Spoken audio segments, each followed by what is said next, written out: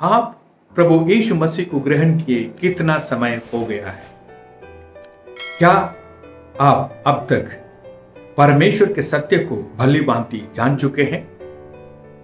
क्या आप इतना जान गए हैं कि दूसरों को आप सिखा सकें? मैं क्यों इस प्रकार के प्रश्नों को आपसे कर रहा हूं? क्योंकि इब्रानी पुस्तक का लेखक कलीसिया के विश्वासियों से ऐसा ही प्रश्न किया था। इब्रानी की पुस्तक 5वां अध्याय 12वां वचन, समय के विचार से, ध्यान दीजिए, समय के विचार से तो तुम्हें गुरु हो जाना चाहिए था, तो भी यह आवश्यक हो गया है कि कोई तुम्हें परमेश्वर के वचनों की आदि शिक्षा फिर से सिखाए। इब्रानी का लेखक आज से 2000 वर्ष पहले जो कलीसिया थी वहां के विश्वासियों के लिए लिखा था, लेकिन लगता है कि वो बिल्कुल आज की कलीसिया के विश्वासियों के लिए ही इन शब्दों को लिखा है। कारण यह है, आज भी विश्वासी जो प्रभु को ग्रहण करने के बाद कई वर्ष बीत जाने के बाद भी सत्य को भली भांति पहचानते नहीं, उसे सही तरीके से जानते नहीं, अब भी उनके मन में बहुत सारे प्रश्न हैं, बहुत सारे संदेह हैं।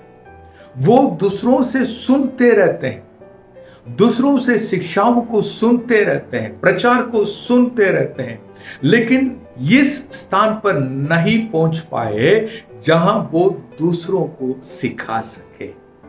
यहां जो अनुवाद लिखा है गुरु हो जाना चाहिए, इससे बेहतर अनुवाद ये होगा कि शिक्षक बन जाना चाहिए था। प्रियो, मैं आपसे कहना चाहता हूं कि यदि आप प्रभु यीशु मसीह को ग्रहण कर लिए हैं, 1 या 2 साल के भीतर आपको परमेश्वर के वचन को इतना समझ जाना चाहिए कि जो आपके बाद प्रभु को जिन्होंने ग्रहण किए हैं, जो लोग प्रभु को ग्रहण किए हैं, उनको आप सिखा सकें। हम सब कलीसिया के पास्टर नहीं बन सकते, हम सब सुसमाचार के प्रचारक नहीं बन सकते, या हम सब कलीसिया के सेक्रेटरी या प्रेसिडेंट नहीं बन सकते, लेकिन हम सब सिखाने वाले बन सकते हैं। नए नियम से एक उदाहरण मैं आपके सामने रखना चाहता हूं।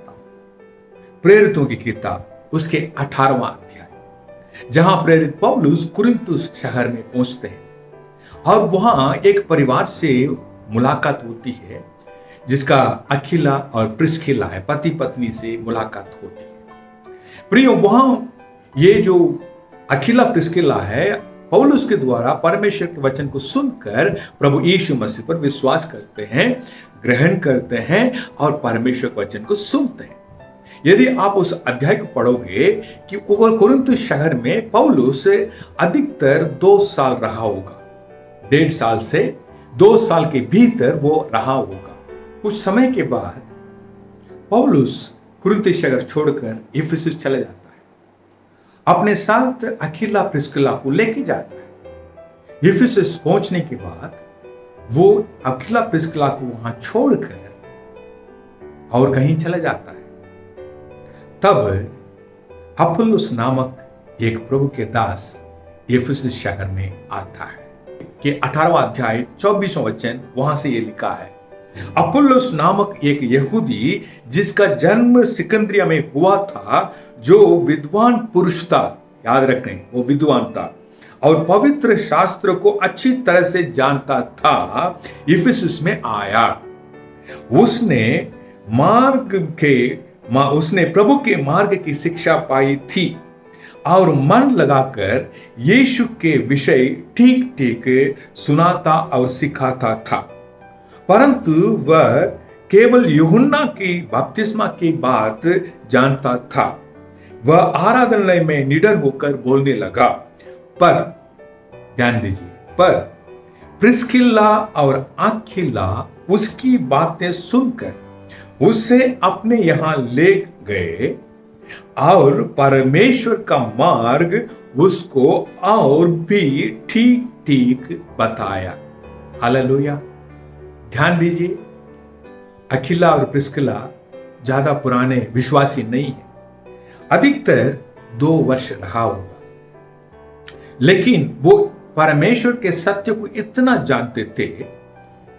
अपुल्लोस जो परमेश्वर का सेवक था और उसके प्रचार से वो समझ पाए ये प्रभु के दास इतना जानता है और ये सब कुछ नहीं जानता है, और पहचान कर उसे अपने घर ले गए।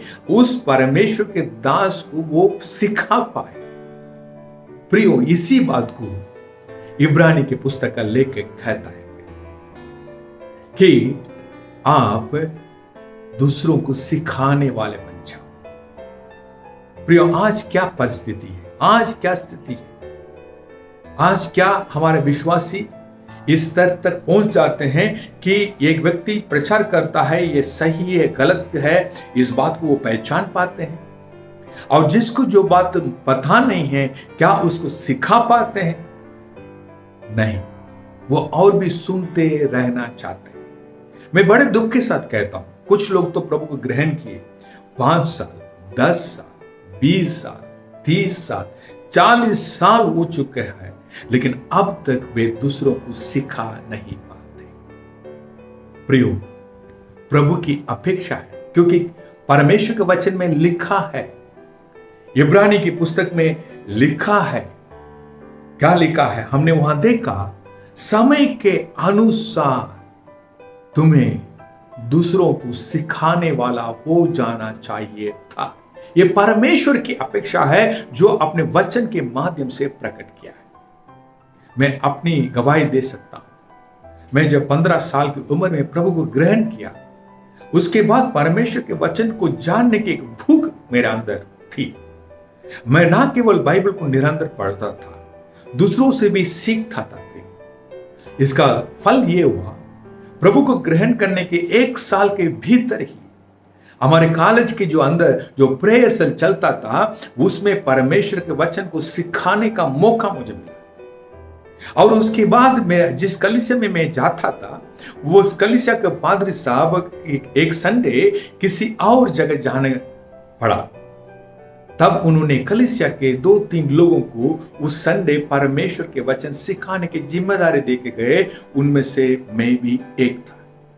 बाकी 2 लोग जो थे वो प्रभु को ग्रहण किए 15 साल से अधिक हो चुका था, लेकिन मैंने प्रभु को ग्रहण किए महज 1 साल भी पूरा नहीं हुआ।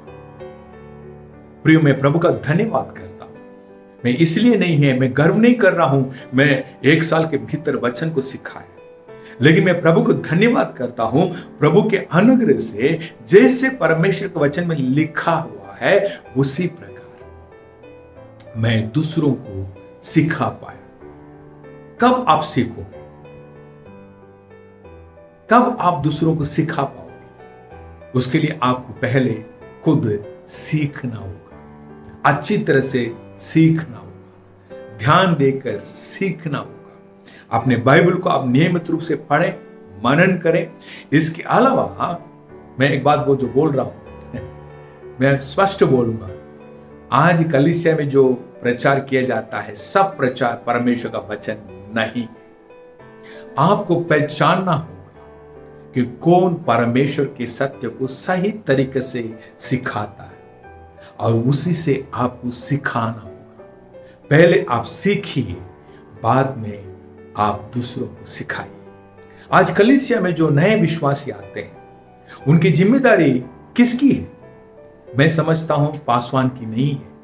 पासवान कितने लोगों की जिम्मेदारी वो ले सकता है, लेकिन आप जरा कल्पना करिए, कलीसिया के जो वरिष्ठ विश्वासी हैं, जो प्रभु को ग्रहण के 2 साल या ऊपर हो गए हैं, वो इस काम को ले ले कि नए विश्वासी जो कलीसिया में आते हैं उनको परमेश्वर के वचन को ठीक ठीक सिखाने वाले बन जाए, तो कलीसिया कितनी उन्नति कर पाएगी। ध्यान से सुनिए, मैं ये नहीं कहता हूं आपको पास्टर बन जाना चाहिए, इवेंजलिस्ट बन जाना चाहिए, सेक्रेटरी बन जाना चाहिए। नहीं, आप परमेश्वर का वचन सिखाने वाला बन जाए।